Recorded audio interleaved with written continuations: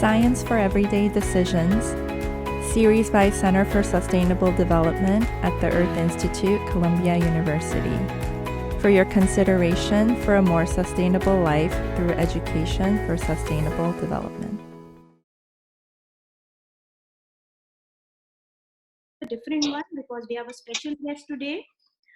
Usually we have planned these activities for 4 p.m. Eastern Standard Time. So it will be very difficult for Sana Srinivas and our India gang to join, but we can see how we can incorporate you guys in separate calls as well, because I think 4 p.m. seems like a decent time where we want to have some activity and we want to do some engagement. So we'll go ahead with that plan. So keep in touch with us. We have plans every day till Saturday. Saturday we have a special workshop in the morning, but every day we have plans at 4 o'clock in the evening.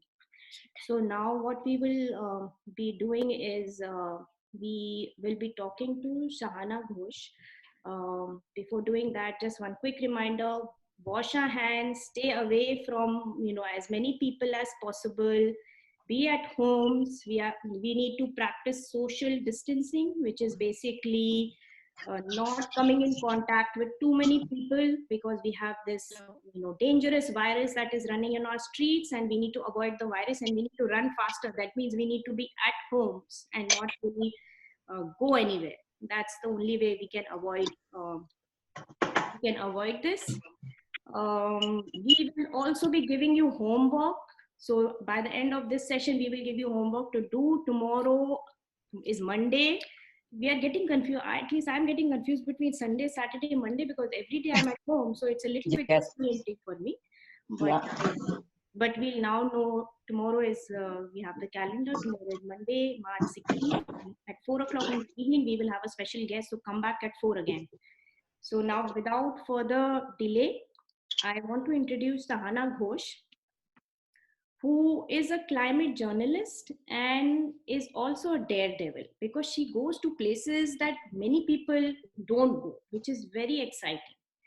She travels on motorbikes, sometimes she travels on camels, sometimes she's in a desert with so much sand around her. So I think her profession is very exciting. So maybe we'll get a sense of what does she do, what are the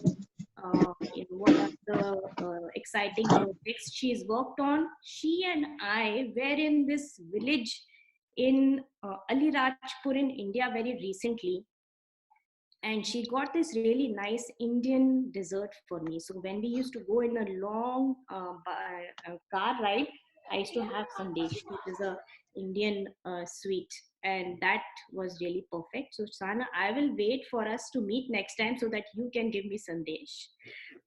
But in the meantime, let us hear from Sahana Ghosh, who is a environmental journalist who works on environment stories and climate stories, and goes to really interesting places, and works for this online platform called Mongabay.com, M-O-N-G, Mongabay, M-O-N-G-A-B-A-Y .com. And I'll share the link separately. I think it's if you have time, definitely visit the website and see all the stories that she's covered. So this is very exciting. Thank you, Sahana, for joining, and good evening, because you're joining from India and it's 7:30 in the evening there, and it's morning for us here. So, welcome, Sahana, and I'll just ask you to take it from here. Yeah, hi Radhika, and hi everybody. Thanks, Radhika, for giving me this platform and for this opportunity. Lovely to be interacting with kids these days, who are the ones who are protesting. So we are writing about you all, in fact. I mean, you guys are really important to us as eco ambassadors. And you must have seen how Greta Thunberg and others are rising up and protesting. So you guys are the stars for us reporters. I am Sahana, and I live in this East Indian city of Kolkata. And I was not a journalist in the beginning, so I I'm trained in microbiology. I did my bachelor's and master's in microbiology, but I started writing on science, and that's how I became a journalist. And climate change is such a hot topic these days. You guys must be hearing about climate change all the time. What's happening with the weather, with all this sudden rain, with the summer season, and everything that's happening all around us. So when I started writing on climate change, things were a bit different. People ignorant about climate change, even 5-6 years ago. But as you can see now, that people really like to read about climate change, and they want to know what is going to happen to them. Are we going to survive? What is going to happen to our kids? Can we plant trees so that we can reduce the impacts of climate change? So everywhere across the world, you will see people getting engaged in climate activism, in reducing the impacts of climate change. And as reporters, our job has become more exciting, because not only are we reporting on the science of climate change, not only are we reporting on how climate change happens, but we are also reporting on what citizens like you are doing. So that makes our job even more exciting. So when I travel, like Radhika said, when I travel to these areas, I meet people like you. I meet people from diverse backgrounds, who are doing their bit to fight climate change. And I'll just request you guys to also take a look at our website, because you'll see how children are fighting climate change, how most excitingly, how some states in India, they have incorporated climate change education in their textbooks. So climate change is now not a novelty subject anymore. People are reading about climate change. So a lot of state governments across India are introducing climate change related studies in their school textbooks. So it's an exciting time for students as well. It's an exciting time for journalists as well. But what we have to realize is the science of climate change. There's so much of things that are changing, that are evolving, that as reporters, we also have to research. We also have to really sit down for hours, and we have to study a lot. So like you guys, we also sit down, and we also have uh, to do a lot of reading. We have to make notes, and it's not schoolwork as such, but then it sometimes, it can become really really hard as schoolwork. So that's one thing for sure, that both you and you guys and us as reporters have in common. We both read a lot, we both have to study a lot, we both have to learn a lot, and we both have to take lots and lots of notes, and that's how we report on climate change. So climate journalism is not just, you can't become a climate journalist overnight. You have to constantly learn. So just like you're in school, so for us, it's it's a school like thing, but then we don't have to go to school. We have to read through these scientific papers. We have to read through what scientists are saying. We have to look at the interviews. We have to hear them out, and that's it. That is where our homework is. So yeah, both of us have worked out for us. You guys do your homework, we guys do our own homework. So that's how climate journalism happens. uh, the fact that we get to write about people makes our job exciting, because at the end of the day, you're reading and reading so much. So then you get tired of it all. But then when kids like you, when adults like your parents, when they do something very nice to reduce impacts of climate change, so that makes our job a lot more interesting.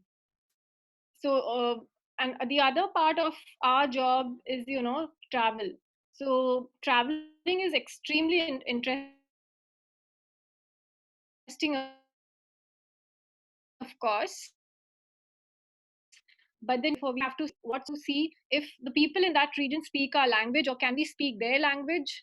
So if we can't speak a particular language, we have to have help from local communities.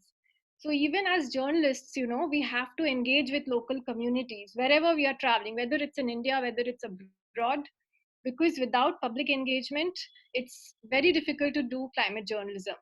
The other interesting thing for us is that we get to collaborate a lot with reporters from other countries, with reporters from other states. with reporters who are reporting on other kind of subjects, because climate change is just not about bunch of things happening around you. It's not just about rainfall, it's just not about sudden hailstorm. It's about what's happening with the economy of a country. It's also what happening with human health. Suddenly if you're down with fever one day and you're not feeling well, nowadays a lot of health impacts are being attributed to climate change.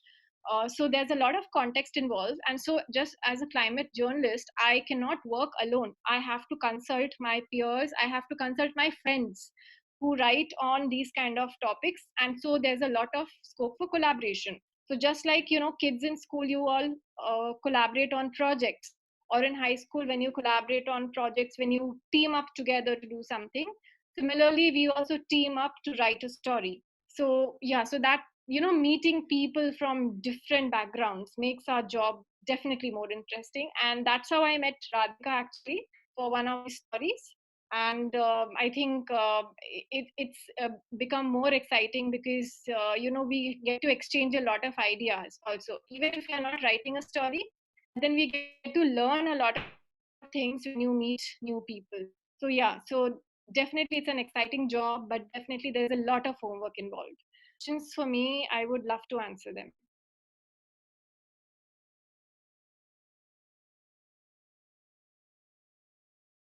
Sahana?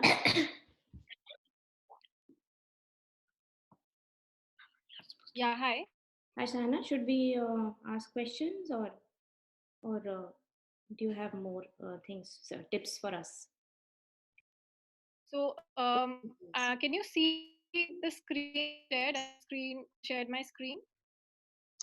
Yes, we can. Yes. Yeah. So basically, these are a bunch of stories. If you type climate change search on our, these are a bunch of stories of climate change from India. And there are these stories where we have written about some of the mountain states in India, because mountain states in India are particularly hit hard by climate change. If you visit India, you'll see snows and glaciers in these states, and these glaciers are slowly melting, and there's an impact on these states. We've written a lot about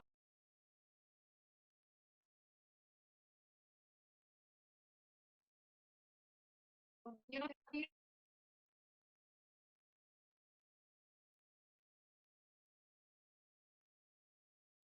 Sahana, we can't hear you. I think we've no voice here. Maybe if we turn off our videos, maybe that will work because the bandwidth. Yeah, let's try that. Yeah. Um, Yeah.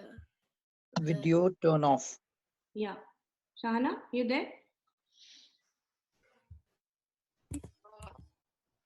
Okay. Hi, Sahana.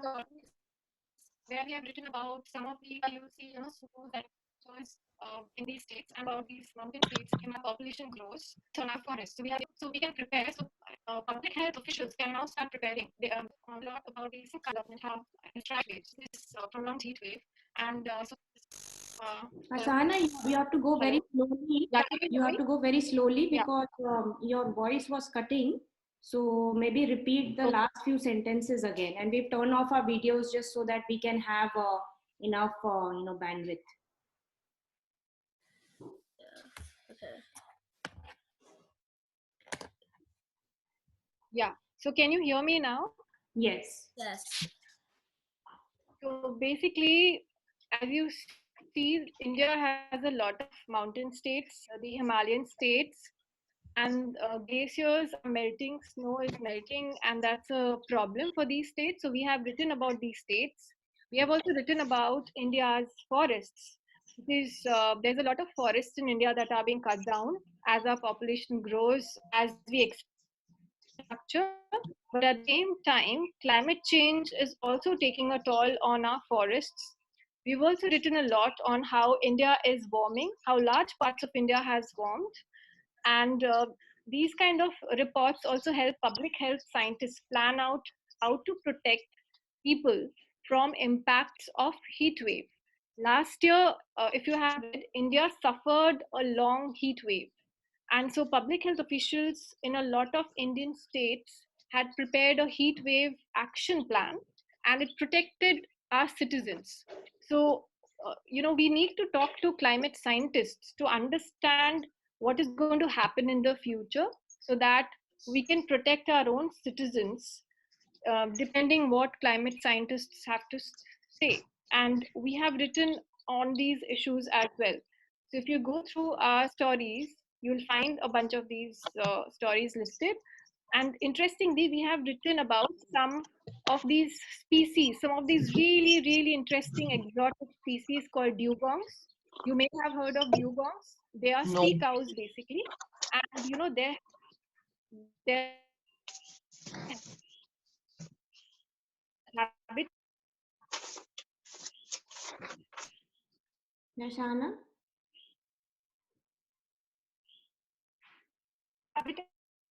Your voice is cutting that again. is increasing, and climate change is also sort of affecting these really interesting to document how some species are suffering or how species are doing. Some species may thrive also under climate change.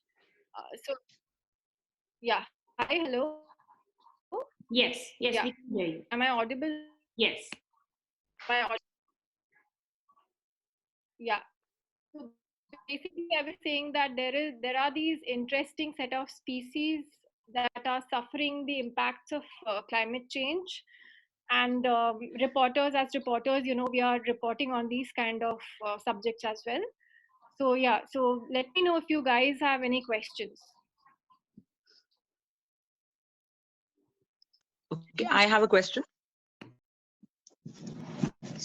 Sahana, can you hear? Go ahead, Nidhi. Yes, we can hear you. Yeah. So Yeah, I Sahana, can. this is hi. First of all, thank you for joining us here. This is certainly very insightful to hear from a young lady. Definitely very inspiring for all young kids. So my question was that this is a typical, opposition that we hear to any talk about climate change, especially when you say citizens are engaged. Yes, there are citizens engaged, and then there is an overwhelming number who don't want to be engaged because they're going to say, you know what, you are just against development. Because tell me any factory that a climate activist will allow, right? Or tell me any tree that we will allow, okay, we can cut this tree and create a school or something, right? So these are really practical questions that people will ask. You are completely anti-development. So how should children kind of, what have you heard from on the field, or how should these little children be able to answer this kind of an opposition?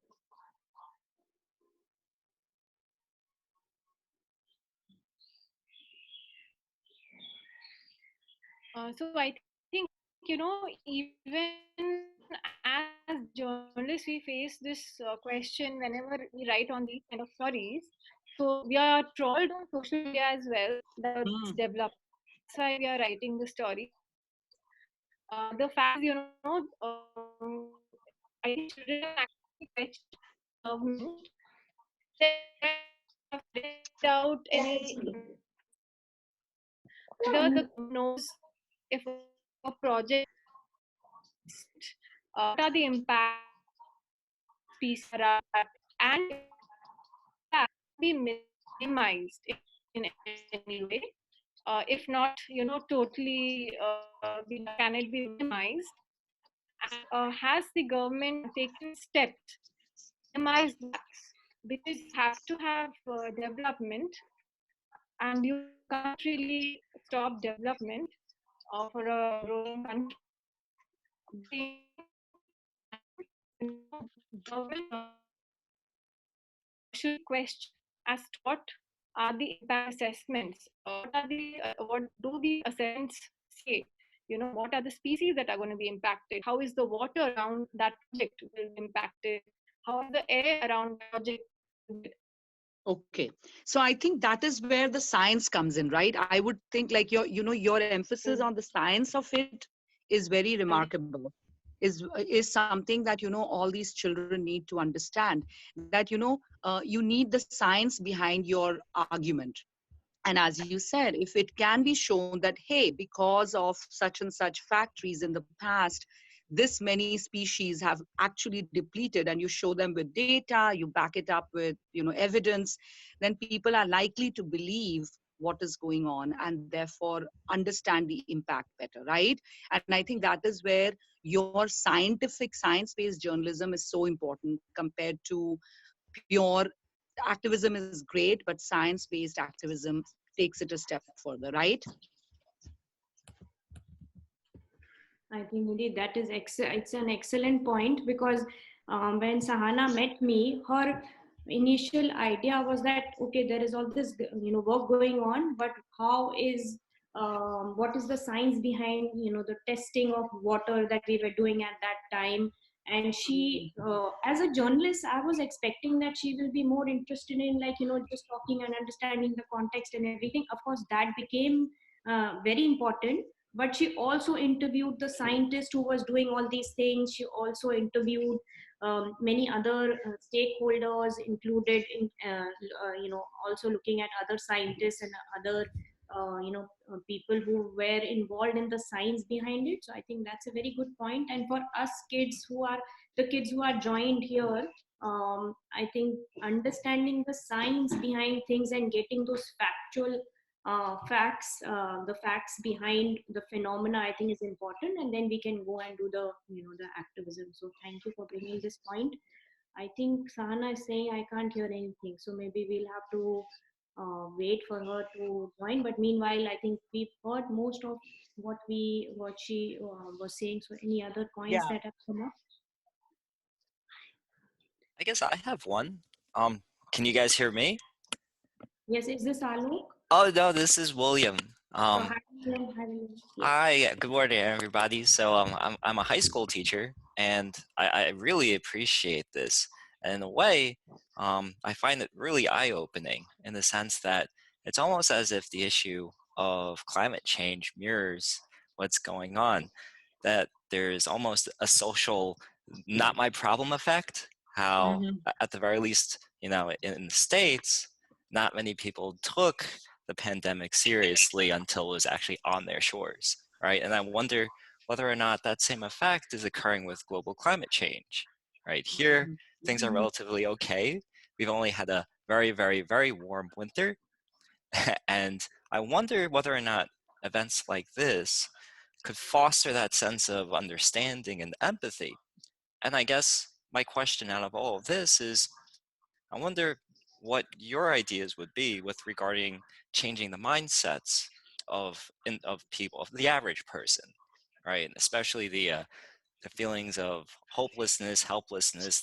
What's the point of my doing anything for climate change if my impact is so minuscule? And I wonder whether or not if that's a major issue, what your recommendations might be for addressing it. What a great question, William. And just to give everyone background to what William does, he's a science teacher in a high school in New York suburbs, and he is phenomenal. He teaches the class and makes the concepts of science very practical in the community. So his students actually go out and collect samples from water bodies in his town, and also present to the board or the municipal corporation here. So I think already, William, you are already doing a fantastic job. So I just wanted to give that shout out to I'm you. blushing. Very, very good question. I don't know if anyone wants to join. Anyone wants to answer that question? Can I just pitch in here? Yes, please, Anna. Great, you've joined. Thanks. So thanks for the question, William. So I think what we can do, at least on our part as reporters, what we do is we write a lot of these solution stories where we sort of bring out what people are doing, what everyday people are doing to fight the impacts of climate change, or even say loss of biodiversity for that matter, which is equally important. And even though people think that okay, they are just one person who's doing such a thing, but when you put together these collection of stories from across the globe, you realize that you're not alone in this.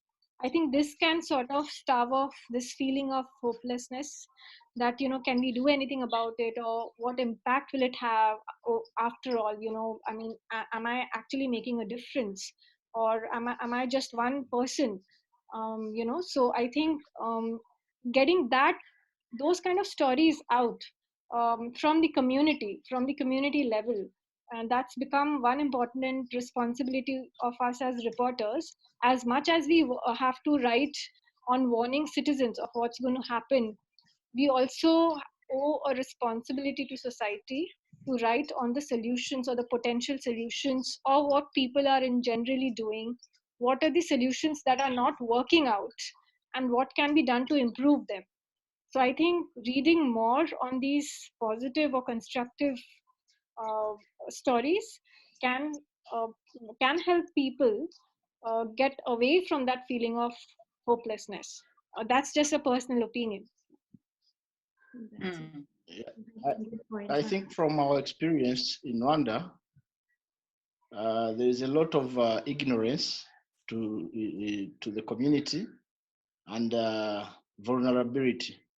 So people are really poor. They end up exploiting or using The areas resources. that are actually not supposed to be used.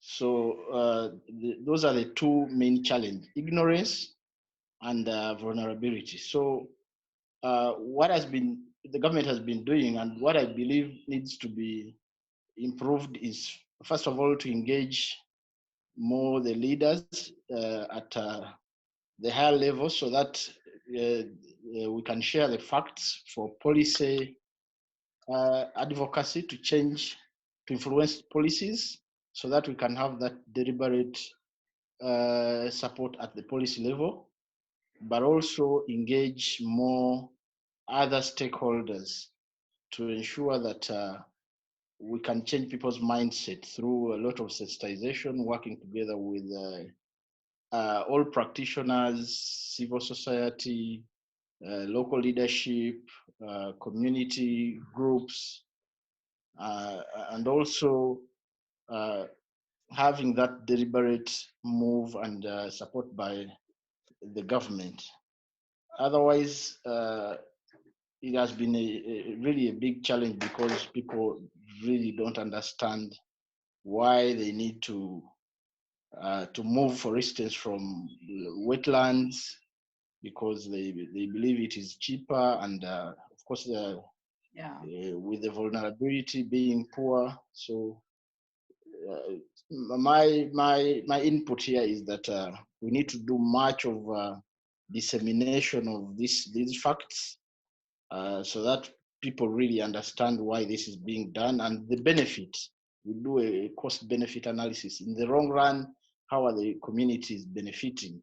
So probably they may be looking at the short-term cost and not looking at the long term. So if people can understand why they need to avoid exploiting these places, then I believe in the long run they will be part, and it's the only sustainable way after making sure that people really understand why are they doing this. So of course it has to start with the leadership and that deliberate move to have clear policies based on facts, and then disseminating that, working with all stakeholders, practitioners, to make sure that everyone understands, and then uh, move forward to share the costs and benefits in this.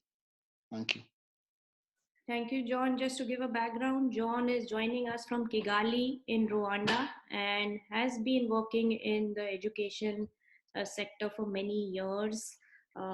Is really working with the government to work with literacy and numeracy issues, as well as other concepts, including environment.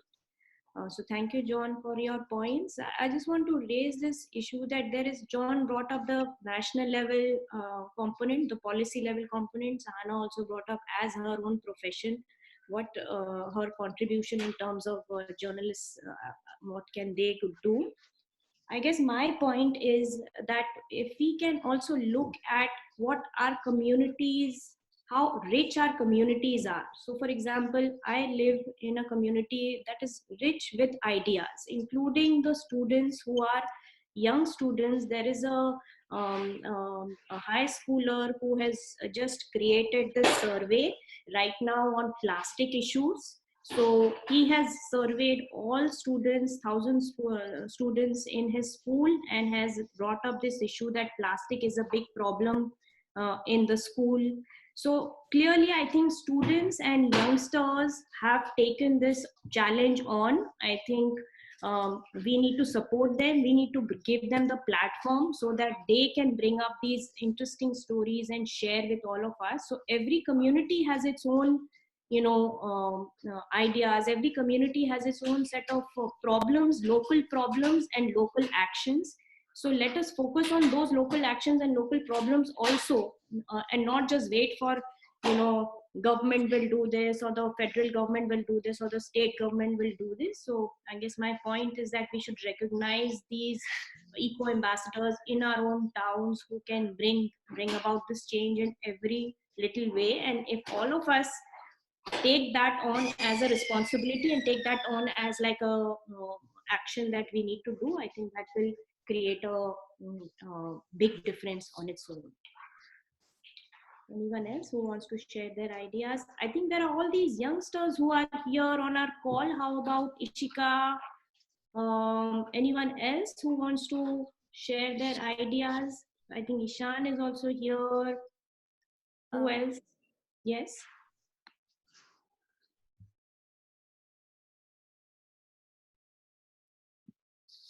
We can just wait here, and maybe some youngster will give an example of what they are doing in their schools.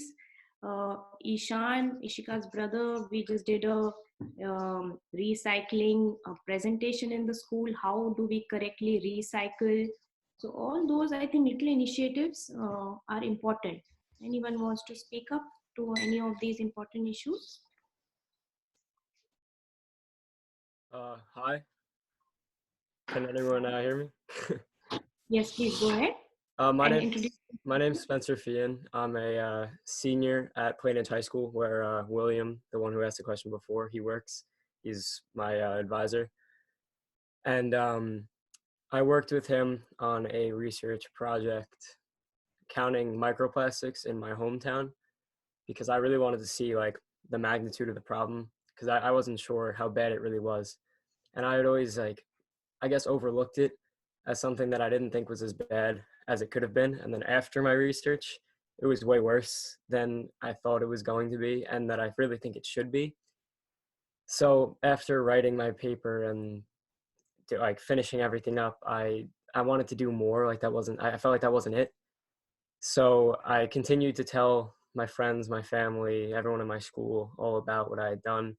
I helped start a recycling program in my high school, and I eventually went to one of the elementary schools to talk with fifth graders about like microplastics and what they are, and they had been doing some research, which was really really cool, because they were asking some crazy questions that I didn't even ask myself. Like they were just wondering everything, and I got to share my research with them, and like just seeing like that there was this younger portion of like our community that like actually cares and wants to do something about it was like awesome. And I know that they were sharing with all of their family members and friends. Even they started like they all had like reusable water bottles, and like they would use metal straws, and they just wanted to see change in the world at such a young age, and I thought that was fantastic. So yeah. Great. Thank you, Spencer. And thank you for leading this initiative in your town. I think we need more of eco ambassadors like you who have taken on this microplastic issue. And clearly, you've just pointed out to a very interesting thing, that we think when we read about things, we feel that yes, there is a problem, microplastic problem, but we actually, when we start engaging in it and collecting data and understanding what it is, then we really understand the magnitude. So I think that hands-on action, taking a scientific approach, I think is very, very relevant. Andy, please, there's a chat going on the site, so there are suggestions that are coming there. We will collate all these information and send it out. But just to mention, Andy mentioned something here which is very interesting. We can take a boiler room tour in our schools and find out the energy use of our schools. So something that is, I think, is a very important thing. And Melbourne High Schools and Melbourne Schools next year is going to be at our, the theme for the green team is how can we make our school energy efficient. So this is a great tip coming in right at time, Andy. So I don't know if you want to mention a few things here. Yeah, it's great that you're doing this call, and we should make this a fairly regular effort with a wider audience going forward. For those who don't know, I've been writing about global warming now for climate change since a long time ago, 1988. But I've never been more excited about the possibilities of individual and community action around solutions. We heard a minute ago from Rwanda about vulnerability. Vulnerability, there are two sides to the climate problem. One is the impacts of the climate system hazards right now on anybody. And there's a deep divide. Rich places are more insulated from climate danger. It's that simple. You build better buildings, you have air conditioning, blah, blah, blah. And that story, there are ways to build communities, design communities to be more resilient. So that's a great story. That's not just saying global warming, global warming. You could actually do something with the design of a community. And then, as I mentioned, just Google or go on Twitter and look for Boiler Room Tour. Basically, it's a way to turn your school into a laboratory for solutions. Every school, every house, every building has issues and opportunities related to energy and climate. And that's something that you can take on right away in your school. A related issue is air pollution. My wife works for a nonprofit group that helps teachers use a tiny, it's sort of a $200 instrument for measuring small particle pollution, which comes from buses and comes from combustion of heating oil. And there you can broadcast that data to the community. So you put it on the web, say our neighborhood is more polluted than other neighborhoods. There's just great opportunities along those lines, and I'd be happy to follow up with anybody to point you in other directions. I did, if Sahana is still on, I also sent a comment that I'm hoping she could talk a little bit more just about Mongabay. It's a great network. Andy, how are you? How are you, Andy? I'm good. So just 1 second, I just want to introduce Andy. Thanks for joining, Andy. I think it's an honor to have you here. For those of you who are not familiar, Andrew Revkin used to write for New York Times, is the authentic climate journalist that I know of, who uses science approach and is now at the Earth Institute. It's an honor to have Andy at the Earth Institute to follow his lead on communications regarding sustainability and environmental education. So thank you, Andy, for being around. And it's really, I hope all our students here, of course, I've passed the age limit, but all our students who are here will follow your footsteps and will become environmental journalists like you. And Sahana is also an inspiration. So thank you for joining. Sahana, you were saying something? Yeah, so Andy asked a question about, introducing what Mongabay exactly is. So Mongabay.com is a well-known source of environmental news reporting and analysis. And some of our reporting pieces are also quite, educational. You can use them for environmental education materials as well. And Mongabay is 20 years old, and it reaches out to more than 4 million monthly readers from around the world.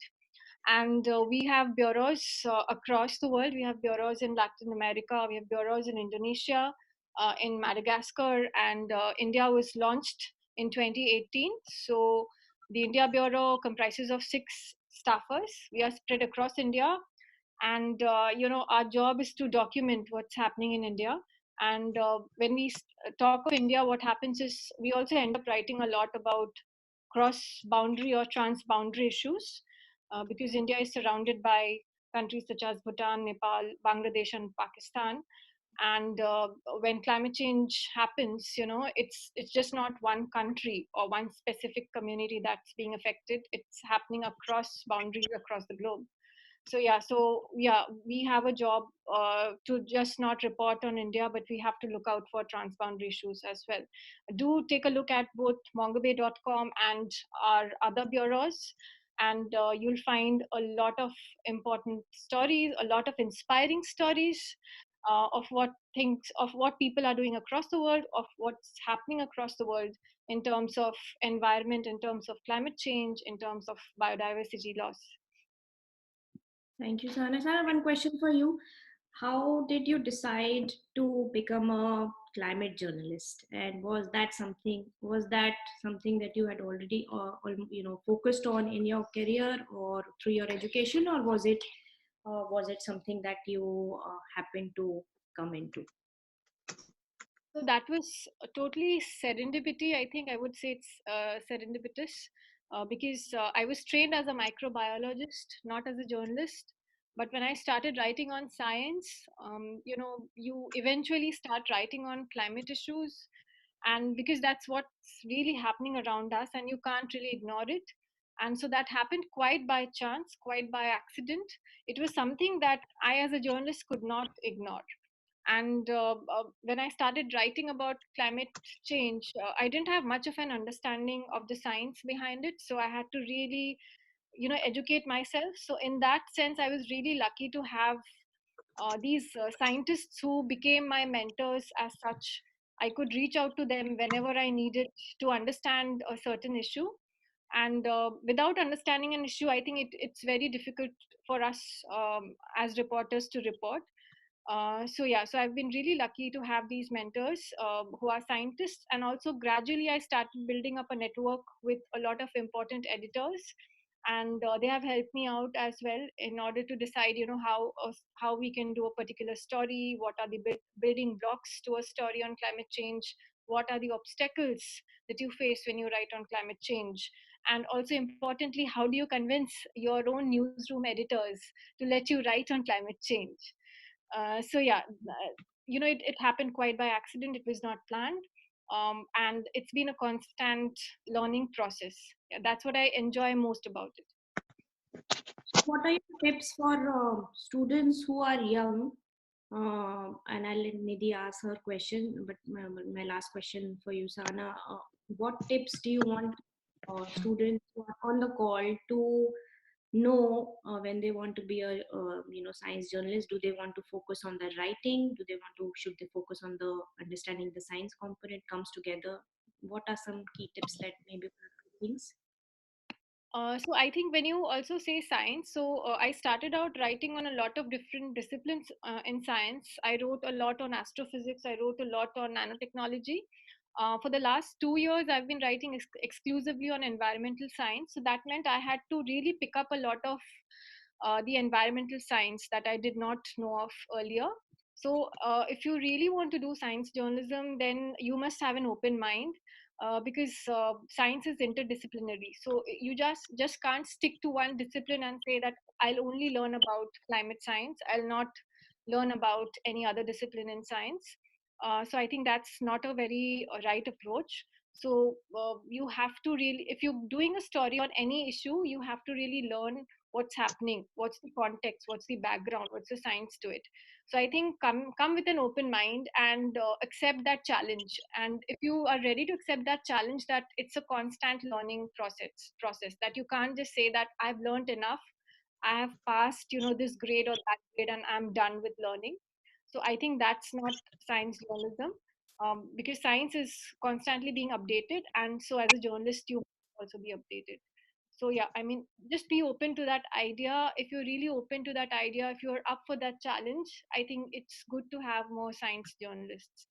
Really good to have youngsters coming up and taking science journalism. And also politics is an important part of science journalism, so don't forget that.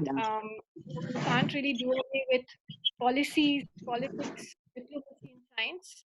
So you can't say that just because you're a science journalist, you will not look at the policy aspect, or you won't look at the politics aspect of it.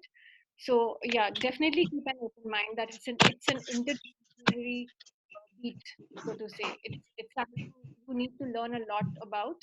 And you need to have a lot of friends in the sense that you need to have mentors who are good editors, mentors who are good scientists who are willing to share the knowledge with you. So if you can do all this, if you're ready to sort of take a book and start reading or read a scientific paper, if you're not bored by reading a scientific paper, then I think it's definitely a good fit for you. Thank you, Sahana. I think Nidhi had a question. Anyone else has a question? I have a question. Hi, can you hear me? Yes, and please Okay. introduce yourself. Hi, I'm Min. I'm a junior at the Lawrenceville School. It's a high school.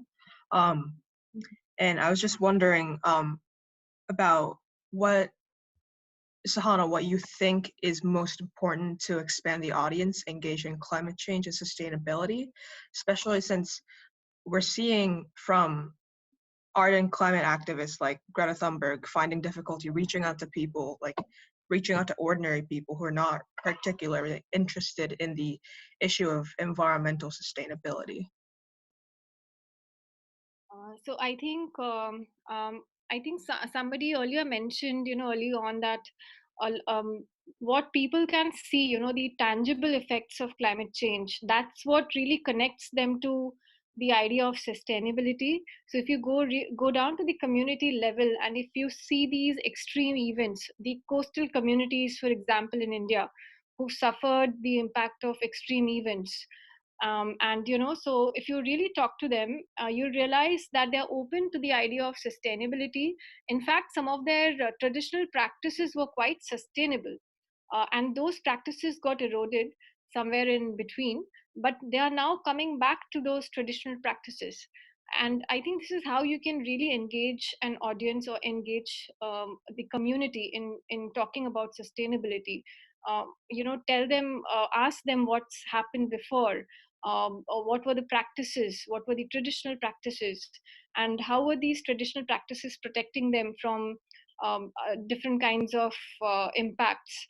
So how can they come back to it, and are they able to adapt to newer practices? In fact, are they able to integrate traditional knowledge with modern technology, or with any kind of new stuff that comes on? So I think when people really see what's happening, when they experience a certain event, or when they experience, for example, a heat wave, I think talking to them becomes much more easier.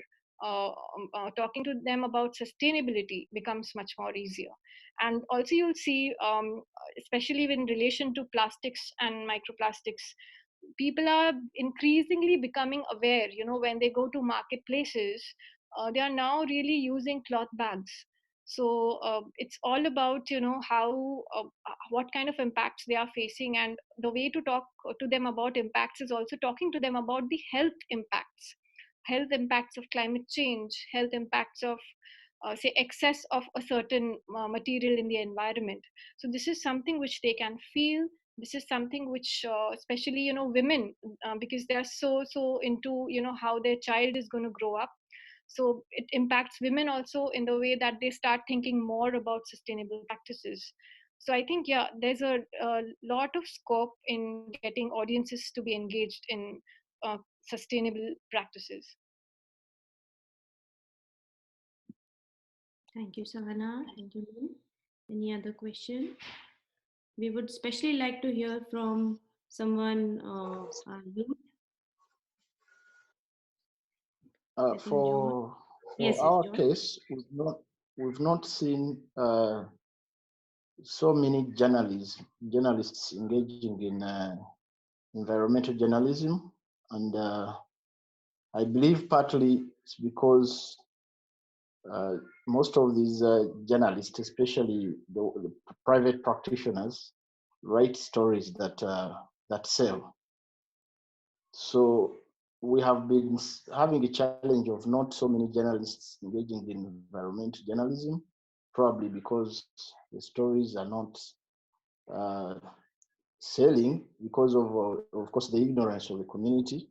So I'm wondering if there is any anyone who can share on how they have been able to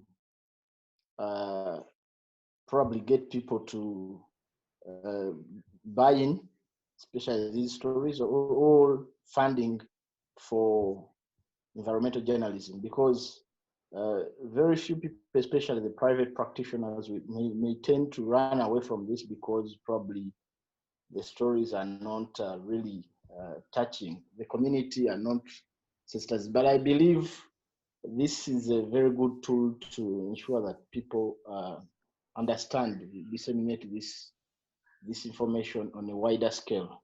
But the buy-in has been really low. Very few people are engaged in environmental journalism here in our country. This is Andy. For that last question, and I missed which country you're in. Rwanda, in Africa. Yeah. And I think it's an issue that is in most of the third world countries. Yeah, there. A couple of things. I have a relationship with National Geographic Society still, the big 130-year-old organization that has National Geographic magazine and the like. They are now giving out grants for journalism, and especially focused in areas with conservation issues, deforestation, poaching.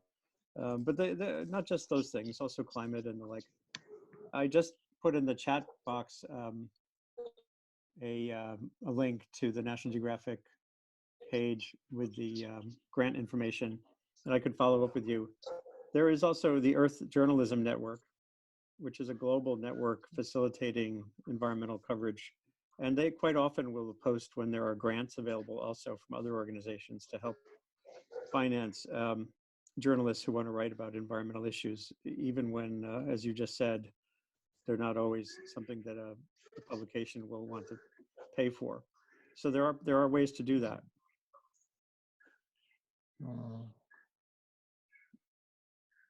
Thank you, Andy. And I'll put John and you in touch by email, and we'll follow up on the link. So thank you for sending the link.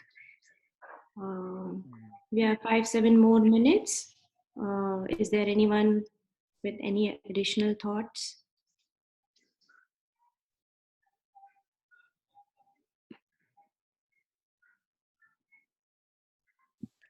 I guess on my end, I just found that maybe additionally, I think we also need to do a lot of. So maybe William can go first, and then John. Yes, William. Very quickly, I was wondering, any chance you might have any recommendations for databases or just, I guess, data that my students could work with related to climate change? I will let me think about it, and I'll get back to you. I don't know if there's any other, Andy, I don't know if you have any other recommendation. I mean, there are different departments or centers at the Earth Institute. There are 30 centers, more than that. So if you can highlight which aspect, like there's energy conservation, sustainable development, sustainability, so many, infrastructure, other things, and they all have data in their own centers. So I can put you in touch with someone who is in your area or the area that you highlight. I can follow up with you on that way. Thanks. Great. Anyone else? Just a couple of I minutes. wanted to add on what I was saying is that just to advocate for more research, because probably people run away from this because there are no facts, especially facts that are relevant to particular situations. Some of these ideas that people write about may not be relevant to our environment, and we suggest solutions that may not actually work, or they're quite expensive for some of these countries to implement. So it's just a call for more specific research and coming up with practical solutions that can be afforded. As I mentioned, our people are really vulnerable, they are really poor. Sometimes solutions are very expensive and they cannot they end up failing to be implemented, not because they are not good, but because they are out of people's capacities. So that would be really helpful if we can have more research, and then the journalists can also have facts based on particular situations. Thank you, John. Any other youngsters? Itasha, I know Ishan has also joined. Anyone else who wants to add in their bit on what they are doing to prevent climate change, or anything that they want to add based on the conversation, based on what Sahana has said today? Few more minutes before we close.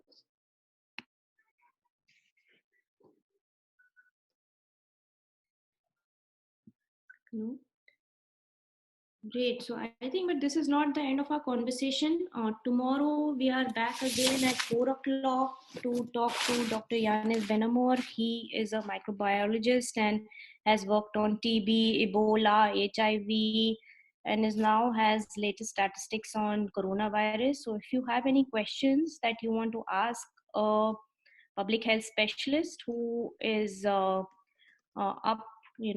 has so many facts about what's going on and how we can control things, definitely join us tomorrow at 4 p.m. Eastern Standard Time. And Nidhi has a question. Nidhi?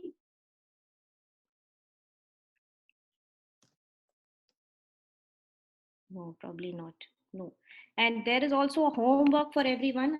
In the chat section, I am sending this article on, it's a Columbia magazine. It's on plastic, microplastic, and I think it's a great article to review. So tomorrow when we start our session at 4 o'clock, I hope everyone can read this article and we can have a discussion. I'm not in any way expert on the topic. I'm just a reader as you are, and as Sahana pointed out, we should all read and discuss, and that's how we learn.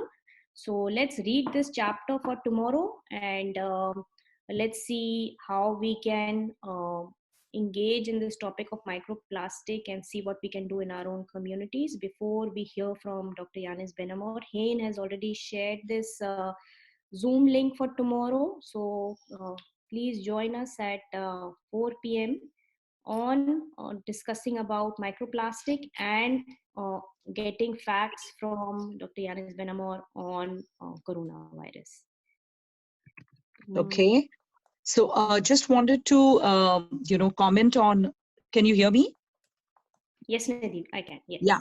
So just wanted to comment on Sahana's, she mentioned the trajectory of her career that, it happened by accident. But I want our junior listeners to not go home thinking that, they don't need to do anything and one day they'll just become somebody like Sahana. It is very important to reflect on the fact that Sahana had unconsciously, subconsciously been prepping for this career in a way by doing her science regularly, right? So she was engaged in a scientific manner already, and that brought her to this point where she can now comment and interact with people as a scientist, as a science journalist. So I don't want any of our junior listeners to think that, one day it'll just happen for them. It needs to start right now. They need to start, keep doing small bit every time in terms of their scientific investigation or curiosity or reading, and, and understand the science of the climate that they are living in, and who knows what path their careers will take. But nonetheless, it has to keep going slowly, gradually, all the time, which is something that we can see Sahana has done. She was humble enough to not mention that, but we can see that she's obviously done it all through. Correct? Well, Nidhi, like I said, I mean, I was a microbiologist and there was not much of climate science in that apart from maybe certain elements. But yeah, definitely, like I said, I covered a lot of disciplines in science while writing. And every discipline that you cover or you write on, you need to really learn the science behind it. So Absolutely. so it's not, it was never a overnight process as such. And perhaps maybe my lab experience helped me ask the right questions, or maybe it made me Yes. more curious. So that was something that was really ingrained, I guess, as a science student. And I Yep. never really thought about it, it's really like as if it's a bonus for me. For me, it was like a really general thing, like, okay, so I'm a science student and now I'm a journalist, so that's fine, and I have to do my duty. But then True. now that you really say, now that you talk about it, I think probably the process started really early on, and I never really realized it. Yeah, but then like I said earlier also, I would definitely want to re-emphasize that there's a lot of hard work, there's a lot of background reading. So the nice cool pics that you see, that's just one part of this profession. And that's one, like, the glamorous aspect, if you can say so, that bike riding photo as such. But then there's a lot of prep that goes behind every story. So even the most simplest story, for that you have to read a lot. So yeah, and sometimes we do make errors. It's not as if we are writing and we always do the right thing. Sometimes we do make errors, and we have to accept our mistakes, and we have to learn from those mistakes, and we have to really move on and not make the same mistakes again. So yeah, so it's like how you are a student now, so I still feel as if I'm a student. So I don't think there's much of a difference between my high school science days and now, apart from the fact that I have better access to scientists as such. Great. Yeah. Thank you. Thank you, Sahana. Thank you, Nidhi. And I think that was a perfect question to end our discussion today. So I hope everyone gets to learn, including students, including elders who are a part of this group, Eco Ambassador group. We'll definitely continue to have all these discussions online, and let's regroup tomorrow evening at 4 p.m. to discuss further. So thanks everyone. We won't take much of your time. We have a homework given already. It's a Columbia University magazine on microplastic. So read that article and we'll have a discussion tomorrow. All right. Thank you. Thank you, Thank you. everybody. Thank you. Thank you, everybody. Bye. Thank Have a you. good day. Bye-bye. Thank you. Good day. Thank you, Sahana. Thanks a lot for joining. Thank you, Radhika. Bye, everybody. Bye.